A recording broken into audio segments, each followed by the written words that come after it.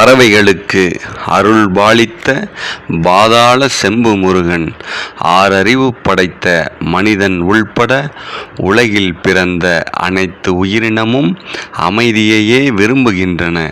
அமைதி ஆற்றலை தரும், சிந்தனையை தூண்டும், உடலுக்கும் உள்ளத்துக்கும் புத்துணர்வு அளிக்கும், மன அழுத்தத்தை குறைக்கும் மகிழ்ச்சியின் மந்திரக்கோள் எதுவென்றால் அது அமைதிதான். அதிலும் ஆண்டவன் சந்நிதியில் அமைதியாய் இருப்பது மிகவும் அவசியம்.